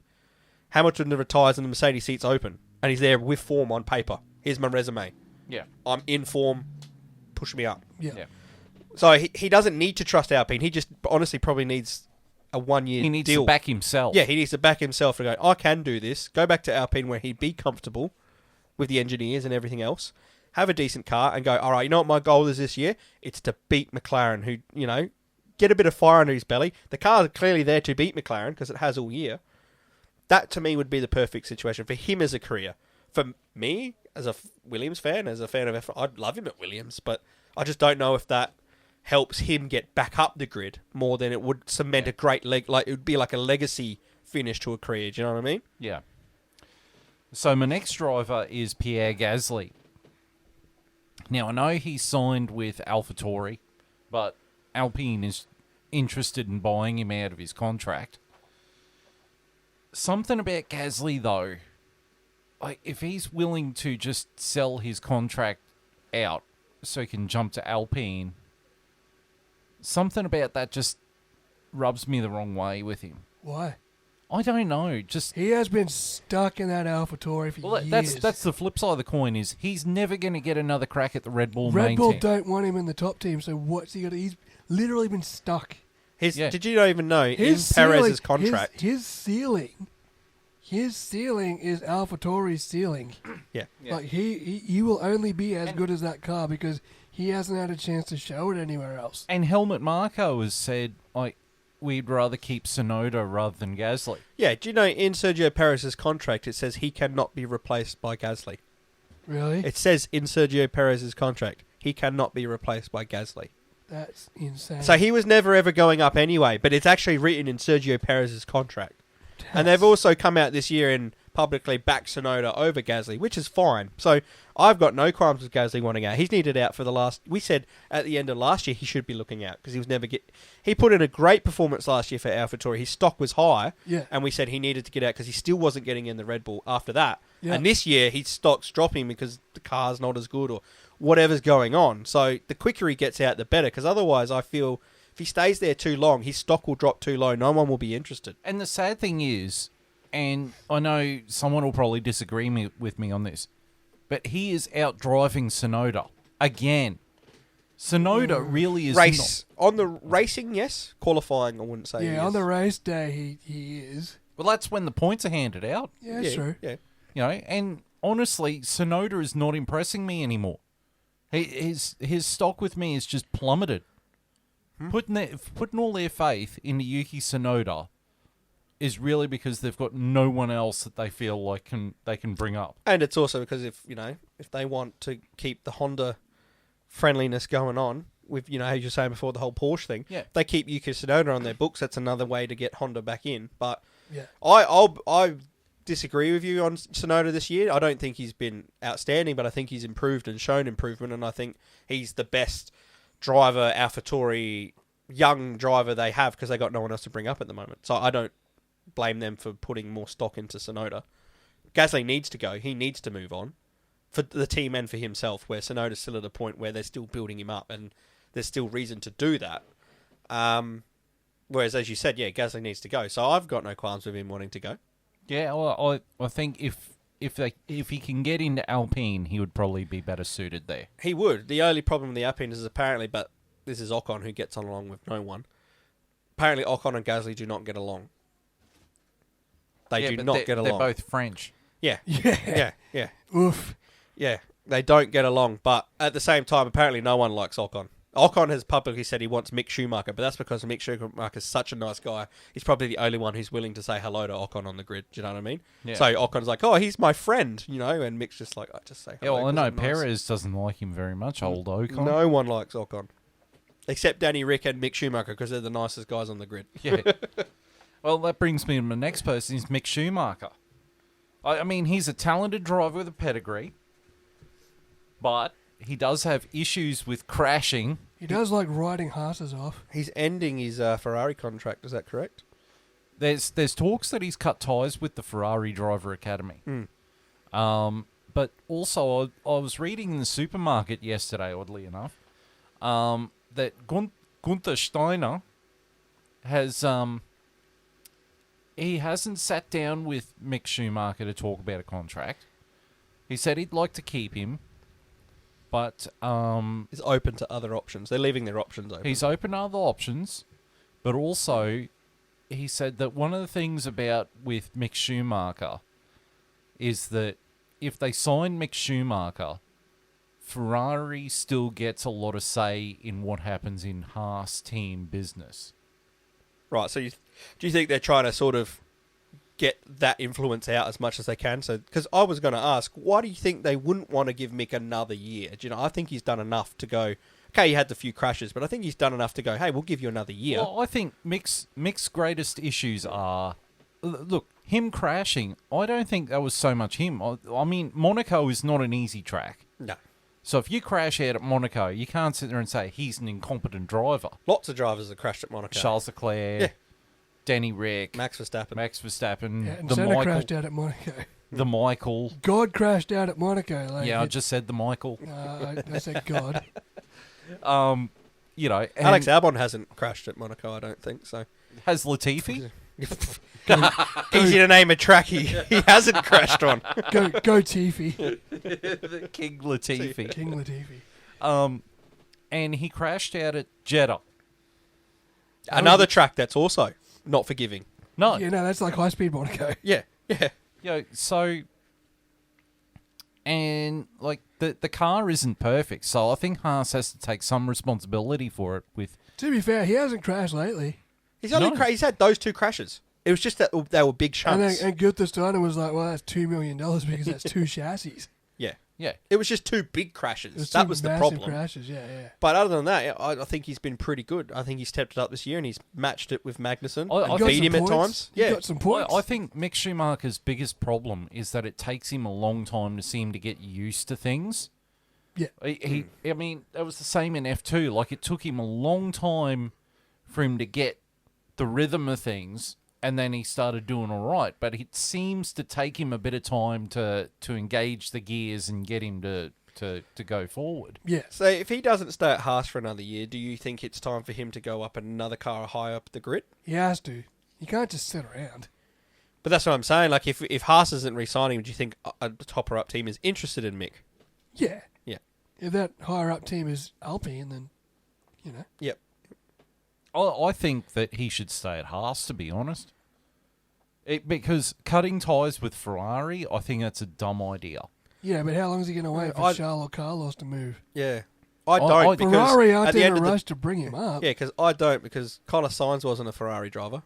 No, but I think Carlos Sainz is going to get frustrated at some point and go, I want out of bad strategy calls. I think Charles is going to do that. Either one of them is going to pull the trigger, and then Schumacher is going to be the saving grace. But he doesn't have to be in the academy for that. He just needs to be in good form in a car on the grid somewhere. And I think that he should stay at Haas because I think that they've been pretty nurturing to him, despite the fact that Gunther Steiner can be a bit brutal. He's up front, but that's fine. Yeah. But I think that's the tough love that Mick Schumacher needs. Yep. I will say this, though. Mick does not rely upon his last name. He doesn't. He's got here on talent. You know, he has got here on talent, on being a nice guy, and learning. Yeah. He's got the right attitude. He's got the talent. And I think if you give him another year with Kevin Magnussen as his teammate, you will see much more improvement because K-Mag will help him out. I think so too. So I think he should stay at Haas. My next driver is Zhou Guan Yu. I think he should stay at Alfa Romeo. Yeah. Yeah. Yeah. He's a bit vanilla, but for some reason he seems to have impressed me a little bit more than Yuki Tsunoda. My thing with I didn't think he was still a part of the Alpine Academy. If he is, I would honestly like to see him in the Alpine. That might be rushing a bit quick, but the guy come in when no one had any expectations, and honestly, he's been pretty decent. Like his teammate is Valtteri Bottas. Yeah. He's a great driver, and at times, he outqualifies him. That he's got better race results. I'm sure Bottas. I don't have the stats in front of me, but I'm sure Bottas is beating him. But I think he's done pretty well, and the situation Alpine have got themselves in leaves me open to the idea of him going there. Beforehand, I would have been like, no, go get Piastri. Before Gasly signed another year, I would have said, go get Gasly. But if you can get Zhou back cheap and for nothing because he's in your academy, that's what I would be doing if I was Alpine. If you're not going to go Danny Rick, and I'd probably go that over buying Gasly out. That's just That's how much he's honestly impressed me this year. Yeah, he's good, but Alpine are thinking very short term here. If they're thinking at all. They just lost Fernando Alonso. They want instant results. They're going to need someone like a Ricciardo or a Gasly. They're not going to look for someone like a Zhou Guan Yu. Yeah, I don't think they're going to get it if they sign Schumacher either. Yeah, they're going to want established star. So the only one that's established then would probably be Gasly, because I wouldn't even say Schumacher's established. He's still learning. Yeah. Danny Rick's established. Yeah, but as we said before, it depends on what flip of the coin they flip. Yeah, which version of Ricciardo are you going to get? Well, not which version, which idea do they have in their mind of Ricciardo? Yeah, either your version or my version. The sloppy second, or the Ricciardo with a fire in his belly. Yeah. So the next driver I've got here, and he's been mentioned for the potential of the AlphaTauri seat, is Colton Herta. Yes. I'll pass that one on to you, JB. You know a bit more about the IndyCar drivers. Yeah. Colton Herta, super talented, super quick, but does have a mistake in him on more than a regular occasion. Actually, I don't think he has enough points on his super license. Doesn't have enough points on his super license, and if he does the IndyCar Lights season, and they've got a full field, he'll be 2 points off. Yeah. Which means he won't be eligible for next year, even if he does a couple of. If he does Indy Lights with a full grid and a couple of FP1s this year, he might have enough points for next year. Yeah, well, he's going to have to bide his time. But if he does Indy Lights and there's only a half grid, he only gets half the points. Yeah. And that he'll have to do a lot more FP1s. Yeah. To get in that seat. Yeah. I did watch qualifying for the Portland IndyCar Grand Prix that was on this weekend, and he made some sloppy mistakes. Like he's great, he's great and he's fast, but my God, he's got mistakes in him now. Even Will Buxton brought. It's like he's driving distracted. It's like he's trying too hard. It's like he knows he's got F1 eyes on him. Yeah. And he knows it. He's trying to be flashy. Sounds like a couple other drivers in F2 at the moment. The eyes are on and they just bottling they just start to like, but my name's being bandied around the F1 paddock. I better put on a show. That brings me a question to you, JB. Does he impress you any more than any of the F2 drivers on the grid for F2 at the moment? No, the driver that impressed me more than any of the F2 drivers on the grid is Pato O'Ward. So if you out of all the F2 drivers, there is an IndyCar driver you'd say probably has got more talent and impresses you more, and that'd be Pato O'Ward. Pato O'Ward can drive. Yep. Scott McLaughlin. Scott McLaughlin can drive, but I don't think he's got his eyes on Formula One just yet. He doesn't have enough open wheel experience yet. Yeah, exactly. Formula 2, man, the only driver that keeps sticking to my mind that I'd bring up is probably Liam Lawson. Okay. feel like Liam Lawson or Theo Pocher. Right. You know, and nothing against Dragovic, but I think Theo Pocher, because he was in the championship hunt last year too. Like, he's had a few back-to-back seasons, but if you're looking overseas, you're probably looking at a Pato Award at this stage. Colton Herta, yeah, but you'd have to really take some time with him. Do you think an AlphaTauri's just looking into him because of the American market? Yeah, I don't think AlphaTauri are going to seriously consider him. Right. Yeah, it's just. I don't think so. I think AlphaTauri are better off sticking with Yuki Tsunoda and trying to find, maybe bringing up a Liam Lawson. Yeah. At least Liam Lawson, an F2 car is more similar to a Formula 1 car than an Indy car is. Yeah, of course. You're more prepared. It's the pathway. Exactly. You've got enough points on your license. Yeah, So- yeah. Well, yeah. You should do, yeah. Yeah, but after seeing the qualifying where he broke his front suspension or his front steering. It's like, there was maybe earlier in the season, the midpoint of the season, he was winning races. Like, he was going really well. And then, ever since his name started popping up in Formula 1 circles, he started making mistakes. It's like he's trying too hard. It's like the eyes are on him, and he knows the eyes are on him, and he's starting to melt under the pressure a bit. So you think he should stay at IndyCar? I think he's got more development to do. Not that he can come over because he Well, doesn't have enough points on the Super That license. was something that Will Buxton said, because he was going through all these drivers Yeah. with Lawrence Beretta.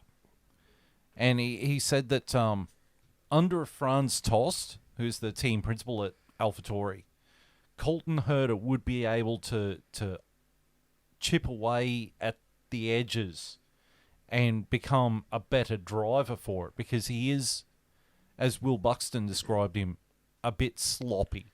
He is a bit sloppy. But he's quick, but he's got a lot of rough edges on him. Well, that was like Yuki Tsunoda. Quick but sloppy. Yeah. And this year they've That's put why their I think- arms around him and they've, starting to develop him into a professional F1 driver compared to his first year. Yeah. He's getting better, And that's why I think Pato Award's the better driver, because Pato Award is fast, and the only downside Pato have had this year is not from his mistakes, it's from he's had engine failures, and there was like a bad pit stop that cost him the win. He lost the Indianapolis 500 to Ericsson by half a second. He almost won the Indianapolis 500.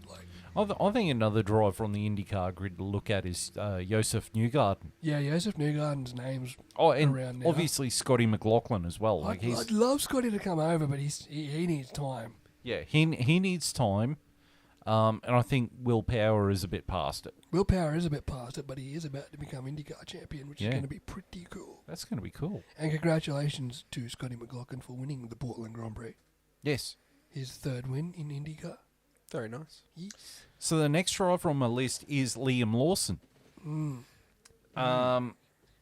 He is part of the Red Bull Academy, and he is doing pretty well in F2, but he's not winning the F2 championship. No, he's not. He's Well, here's my question, actually, sorry to cut you off. Here's my question for you. So the championship leader is Felipe Drugovich. Yep. He's part of Red Bull Academy too, isn't he? No, he's not a part of anyone. He's privateer. Yep. Whoa. But his name's nowhere. He literally is not signed to anyone. But his name hasn't been brought up, like no F1 team's Nowhere. looking Yeah. at him. No one's looked at him. Yeah. I wonder why that is. And I'll be honest, as he was winning the championship, I was a bit like, I get it. It's his third year. He's going against a bunch of guys that probably aren't quite as talented as previous years. But this last month, he's really started to put in like, okay, this guy's clearly the guy. Yeah. The guy in F2. Whether that merits an F1 chance, I don't know. But considering he's doing it, as you're saying, as a privateer, it's pretty impressive. And the team he's racing for, they've never won an F2 championship before, so he's going to win them their first championship. I think he's put it together as good a season as you can put together to put your name out there. Yeah. And you know what the F1 market really loves? Brazilian drivers. That's it. They would love a Brazilian they driver. love Brazilian drivers. So I'm actually surprised you're not hearing him even coming up as a reserve. Like, you're not even hearing him like touting as a reserve driver role anywhere. Yeah, I know. You're just not hearing anything. So Let him win the championship, and in the off season, I reckon you'll hear his name start popping up a bit more. Yep. But anyway, back to Liam Lawson. Well, Yeah. yeah, I was just thinking, like, Liam Lawson is, what, 6th in the championship, isn't he? Yeah, somewhere around Yeah. there. Yep. He's not Like, ready. He's not ready. He's not ready. He's not ready. Yeah, yeah. He needs another year in F2. But I Yep. like Liam Lawson as much as I like Teo Pourchaire. I think Teo Pourchaire's talented as hell, too. Teo Pourchaire, he's 2nd in the championship. Yep. Yeah. But, like, his last couple of races have been either DNFs or 8th. Yeah, he DNF. He's fallen off. I think he scored 2 points in the last. I like Logan 2 races. Sargent. Like, we were super high on Logan Sargent when he was on his hot streak. And it's crazy how that happens in Formula 2 way more than it happens in Formula 1. They'll go on a hot streak for ages and then they just fall off a cliff. Yeah, consistency's not there. But they that's just one never thing find it Drugovic has again. had. That's why, like, when I watch the F2, I look at the guys and I go, on any given weekend, one of those guys could win. They Yeah. could just put in a crazy performance. Yep. But it's the guy that's, like, always up there. And that's what Drugovic has done this year. So it's almost like after his 2 years of F2, he's learnt to put together a consistent, season. He's got the package together. Whereas, like, Jack Doohan on his day he's brilliant, but Yeah. then the next race he will crash out or something, Yeah. And that's what a lot of the guys are like. Yeah. Liam Lawson, to me, he's consistent, but he doesn't seem to. I don't know he's definitely not ready. That's for sure. Maybe there's something to mould in him, but he doesn't impress me as, like, for example, Sargent and Doohan are both rookies this year, and they've been more impressive this year than Lawson, who's been in F2 for a couple of years. So, it's. I guess he's being talked about because there's literally no one else in the Red Bull, because Yuri Vips stuffed himself. Yeah. Yuri Vips is the guy. Yeah, Yuri Vips is the guy, and he stuffed himself. And Red Bull got a lot of names. We've talked about this before, how, Red Bull got all these names on their academy list, but none of them are screaming out championship. Yeah, they've signed anyone who can turn a steering wheel. Yeah. Yep. They're probably their best prospect is probably an F3. Isaac Hadjar. He's probably their best at the moment. He's probably their best prospect, but he's an F3. He's years away from getting anywhere near Formula 1, you know. So, yeah, I guess to talk about Lawson, I like Lawson. I think he's got talent. He's probably got something you can work with, but he's definitely not ready. I want to see him Give him a next couple year of years. fight for the championship in F2. Yeah. Same with Jack Doohan. He almost has been fighting it for it this year. Yeah. He's He's fifth. He's fifth in the championship. fourth, and he was on for a win/second. Like, he was top 2 this week, and he got crashed out, as I said before. So, I honestly think Doohan, if he had got the points he got this weekend, I could see him finishing second in the title this year. I think give him another year in Formula 2, and he'll start getting spoken about. Well, I mean, he's a rookie, and he's on for winning the Rookie of the Year. So, he's been pretty impressive. Well, the last driver on my list is Logan Sargent. Yeah. And he's part of the Williams Driver Academy. We'd love an American driver for the American market, but he's obviously got to learn a little thing called consistency, I guess. See, I mean, now we just had this conversation about F2, and initially I was just like, I think he should replace Latifi at Williams. I don't. Honestly, I think Drugovic should replace him at Williams. Right now, if you had to ask me right now, I've come around to the idea. I used to think, Sargent was putting form together. He's part of the academy. It's like, it's what you do, If you've actually got a driver with some consistency, you bring them up over the privateers. But the only guy I would give a shot at would be Drugovic at the moment. yeah, that's literally the only one that. But even then, Stands he's out. still not. He's not screaming for a seat. But there is enough available that I would go, give him a shot. You just want to make sure if you put Drugovic in that Williams, when you're at Imola, reinforce the steering column. That's all I'm saying. So, with all these available seats. JB is death staring me. I'm trying to prevent that from happening again. They prevented that by putting a chicane and a gravel trap there, not a concrete And wall. a halo. Not a concrete wall. And a halo. And wheel tethers. That's- 30 years, Modern safety. 30 years of safety development thanks to that crash. Yeah, well, that was more of a dig at that guy. Yeah, that guy. I know that guy. I don't need to talk about it. So, are we going to do where we think some of these drivers may end up? Or what these seats might fill up Drugovic. with? Okay. Well, I mean, half of the seats I thought they were going to go to, we've just completely burned them. So it's just like, I couldn't tell you where anyone's going to go. Formula One's taught me anything this year, it's that I know nothing. Look, I think Schumacher will stay at Haas. I think Zhou Guanyu will stay at Alfa Romeo. Yep. Yeah. I think Colton Herta's going to stay in IndyCar. Well, Colton Herta can't come over even if he wanted to. Yeah. He doesn't have enough points. I think Liam Lawson's going to stay in F2. Yeah. Initially was going to say Logan Sargent was going to go to Williams, but I think he needs another year in F2. I think he does. Yep. Yeah, he needs to learn consistency. I initially did say Gasly was going to stay at AlphaTauri, but I think he's going to go to Alpine. Which leaves that AlphaTauri seat open. So that could potentially, even though we've discussed we don't think Lawson's ready, he might be the option if Mick He's in doesn't the go Red Bull there. Academy, Because the other rumour is Mick might go there because he's cutting his Ferrari seat and, you know, et cetera, et cetera. So maybe Lawson ends up on the grid. Yeah. Or maybe he doesn't. Maybe. And then Lawson gets chewed up and spat out through the Red Bull helmet Marco. I would like to see Mick go to AlphaTauri because Gasly's gone to Alpine, and Haas bring in Robert Schwartzman. Robert Schwartzman. Oh, deserves a no. dream. Robert Schwartzman's really talented, and There's actually another guy who, if there's two other guys that Will Buxton and Beretta said, if Schumacher leaves Haas, in line for that half seat. Nico Hulkenberg. oh, don't Nah. stop it! Why do we keep going to Bert. these guys that are? Just bring back Nico Rosberg. At least I'll get him off commentary. Oh, Lewis was Okay, so cool. We'll get to that in a sec.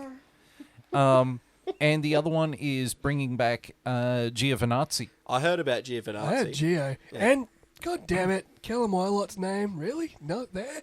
Well, that's No. the problem. You just get shuffled out eventually, even though you got the talent. Callum Ilott was like there. He was in the same class as Mick Schumacher, and now he's at IndyCar and just forgotten.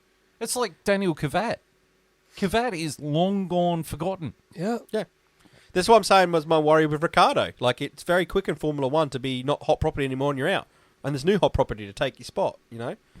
Nick DeVries. Although he's reserve driver for But Mercedes. that's why I wouldn't... Like, Schwartzman's one of those guys seen having immense talent but stuck in the Ferrari Academy with nowhere to go. Yeah. So if Mick could move on and open up to Schwartzman, I'd like to see that over, say, Lawson come up to AlphaTauri. But that's just me. Yeah, absolutely. All right. And then we get our favourite part of the F1 from last night. Have a listen. 30 seconds to give us your viewpoint on this one. No, unbelievable. I'm flat out rooting for Lewis here. I just hope he can keep Verstappen behind. That would be so damn awesome. But that medium tire is going to be so cold. It's going to be so hard. But if one person can do it, it's Lewis. And there's no DRS, remember, for the first 2 laps after safety car. So he might have enough time to warm those tires up again. That is a very good point. Lewis! Oh, Lewis! If one person, one man on this planet could do it, it's Lewis. It'll be so hard for him. Oh, it's I'm rooting awesome. so hard for you, Lewis. Oh, I'm almost about to come. Oh, God. whoa. Remember this guy hated Lewis Hamilton in 2016? You wouldn't know it. 2015 and 2015. And then retired after finally winning Beat one him and against him. retired. Yeah. Beat him, flipped him off, and retired. Threw that hat at him. What race was that? He got Nico Rosberg threw the Pirelli hat across the cool down room at Lewis's face. Yep. Yeah, because Lewis threw the hat to him, and then he just Nico pegged it back.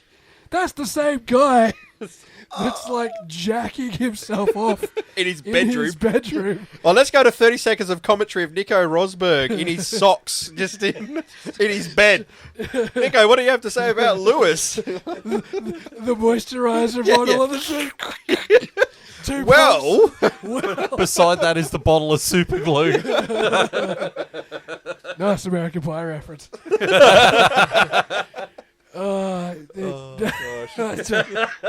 You know what? We don't even have to say anything. It's pretty self-explanatory. It's just so odd to hear the guy that despised Lewis Hamilton's very existence for 3 or 4 seasons as his teammate just absolutely couldn't shove his head any further up Lewis Hamilton's asshole. There's like brown nosing, and then there's like just shoving your head up there. He must be in on some kind of like Lewis Hamilton must investing be cutting him in on like deals. Yeah. some sort of like deal or some shit. Yeah. Meanwhile, in the background, Corinne Chandok's like, Nico, be careful. Be careful. Don't trust Lewis, mate. Don't trust Lewis. Lewis Hamilton must be giving him like royalties or something, eh? Like, Yeah. I don't think it's Lewis Hamilton. I think it's Mercedes. Yeah, I reckon yeah. Mercedes must be paying him something. 'cause Yeah, they're my paying him for God, that moisturiser he's got on his side That- table. Expensive moisturiser. The Jen- Vaseline. Yeah. Because Jenson Button really did call that down the line, despite the fact that he is a Williams ambassador. Jensen Button's great. I Jenson enjoy him Button's on brilliantly commentary. neutral. Yeah. And you know who I haven't seen in ages? Johnny Herbert and Damon Hill. They finally kicked them out of the paddock. Finally. Oh, I like Damon Hill. I can't. Great drivers. Yeah. Great drivers. Oh, not so much Johnny Herbert, but Don't put them in front of the goddamn cameras Yeah. with a microphone. They bore the shit out of me. They're so biased. They're Like- together. They're together on F1 Nation podcast, I can't listen to it. and I listened to like 3 episodes and deleted it. I'm like, I can't do this. I can't do this anymore. you know what would top it off, though? If you had Johnny Herbert, Damon Hill, and Willie T. Ribbs. Will Buxton was on it. Will Buxton was on it for ages. Again. Willie T. Ribs, so good you want to smack your mama. Hey, mama! Barbecue so good, make you want to slap your mama. Ain't that right, boy? Yeah, boy. Hey, mama. Anyway, Right. What else we got? Well, now we're getting to the driver's standings. So at the end of the Dutch Grand Prix, did I say that right? Dutch Grand Prix. Correct. Max Verstappen is leading the championship on 310 points, followed not so closely by Charles Leclerc on 201 points, who's also tied for second with Sergio Perez, who's also on 201 points. George Russell has taken fourth back on 188 points. The poor Carlos Sainz is in fifth with 175 points. Lewis Hamilton is floundering in no man's land with 158 points. Lando Norris is in seventh. Yeah, seventh. I should learn to read these things. Lando Norris is in seventh with 82 points. Esteban Ocon is in eighth with 66 points. Fernando Alonso is in ninth with 59 points. And Valtteri Bottas is in 10th with 46 points. And the team standings, Red Bull Racing has got a commanding lead with 511 points. Ferrari is in second with 376 points. Mercedes is nipping at Ferrari's heels with 346 points. Alpine is in fourth with 125 points. McLaren is in fifth with 101 points. we finally broke the 100-point barrier. Woo! Woo! Alfa Romeo is in sixth with 51 points. They're floundering in no man's land as well. Haas is in seventh with 34 points. Remember when Harsh were the giant killers at the start of the year? Yeah. And they've done nothing since. They're beating AlphaTauri, Aston Martin, and Williams. Nothing since. Nothing since. Haas is on 34 points. Alfa Romeo is in 8th with 29 points. Aston Martin AlphaTauri. is 9th. Yeah, I That was said Alpha- AlphaTauri. You said said Alfa Alfa Romeo. Romeo. Did I? Yeah. I thought it said You AlphaTauri. should learn to read these things. Yeah, shut up. Shut your face. I'll get the glass of the thing.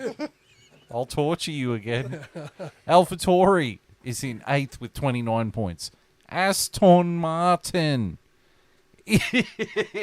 He's got 25 points in 9th. And Williams is in 10th with 4 points. Hey. Whee. I was struggling to get the word out there. Ding, ding, ding, ding, ding. I'll get the glass. Ding, ding, ding, ding, ding. Right. So that concludes our episode. My God. What an episode. We had a lot to talk Yeah, about, though. we talked a lot. We Good. packed some stuff in tonight. And if you want to keep the conversation going, you can watch us on YouTube if you aren't already watching us on YouTube Yeah. via Pardon me. So we're on YouTube as the F1 Chat, care of Vindicator 18 channel. We are on Facebook as the F1 Chat. We're on Twitter as the F1 Chat 1. Don't forget the 1. And we're on the Spotify as the F1 Chat. We are. And we will be back when I manage to get oxygen into my lungs. We will be back next week with Monza, the Cathedral of Speed. You. So we can watch Ferrari set their car up to be slow. For some sector. That's corners, for the isn't it? technical sector. Yeah, happy the Dutch fans were today. Yeah, that was We're great going to to flip see. that with the Devosi next week. We're going to be drinking their tears. Hey, well, I'm a Tafozzi. You're going to be drinking my tears. Oh, man. Charles Leclerc. Hello, darkness, my old friend. See Matteo. Come to Monza, Tifozzi. You can see Matteo Bonotto makes bad strategy calls in live in person. You can see Italian Harry Potter sit there and throw the Expelliarmus curse at his various members of the strategy team. Fired Avada Kedavra curse at our championship hopes and our strategy goal. Dead. All of you dead. At the hands of he who will not be named, The Spanish. Verstappen. No, at the hands of he who will not be named, that Inoue guy. Innuendo. Inoue. Innuendo. In his endo. Right, so that's next week.